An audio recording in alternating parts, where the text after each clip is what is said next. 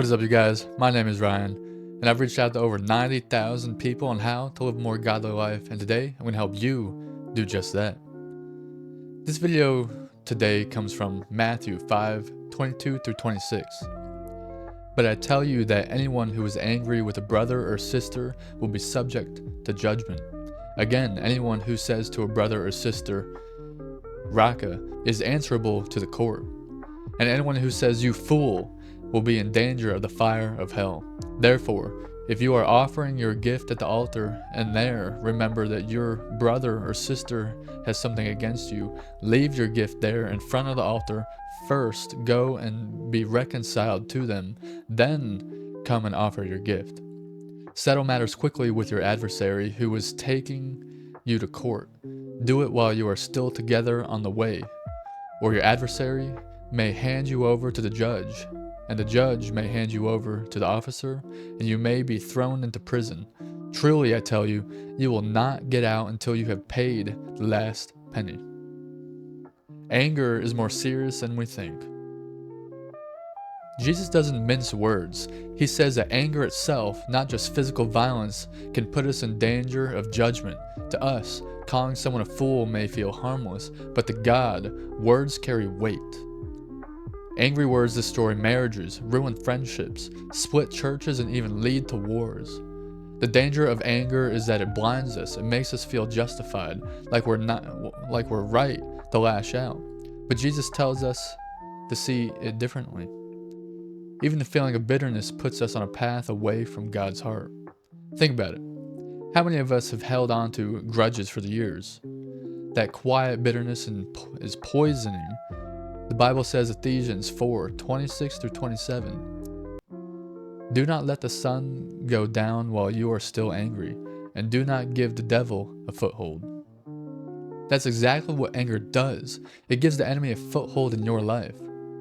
Before anything else, you can click the top link in the description to give donations to gain access to my courses on how to live a more godly life. Everything is possible for one who believes.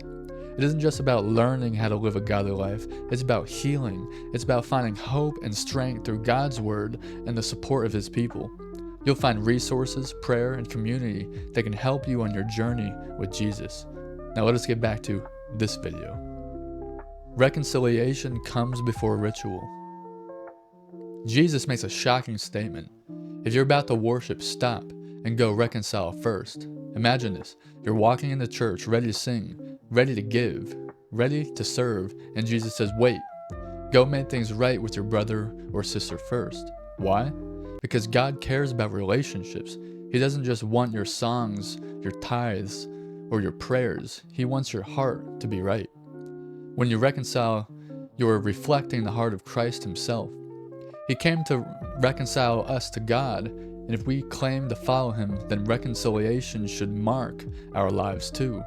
2 Corinthians 5:18, all this is from God, who reconciled us to himself through Christ and gave us the ministry of reconciliation. It's not optional, it's the way of Jesus. Settle quickly, don't wait. Jesus warns us about delaying reconciliation. He paints a picture of someone on their way to court with an adversary.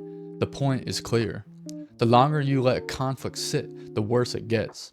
Time doesn't always heal wounds, sometimes it deepens them. Delay leads to bitterness, resentment, and broken trust. If there's someone you've wronged, don't put it off. If there's someone who's wronged you, don't let bitterness grow.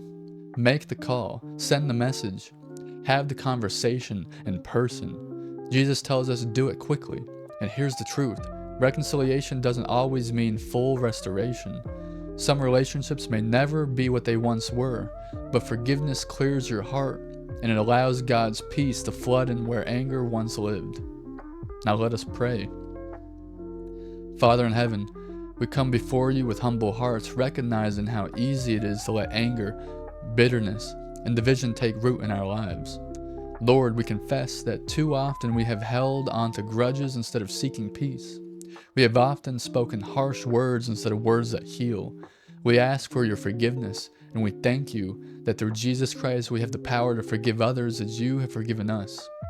Give us the courage to take the first step toward reconciliation. Soften our hearts and the hearts of those we may need to speak with. Help us to reflect your love, your mercy, and your truth in every conversation. May our lives be living examples of the ministry of reconciliation you've entrusted to us. In Jesus' mighty name we pray. Amen. So the action step for this video would be this. This week, take time to reflect and pray about one relationship in your life where anger, resentment, or division has taken root. Ask the Holy Spirit to show you someone you may need to forgive or reach out to, then take action. Make the call, write the message, or have the conversation. Don't delay. Jesus said to settle matters quickly. Whether or not the other person responds as you hope, your obedience to God will bring peace to your heart and open the door for His healing to begin. Remember, if you don't do it, then who will?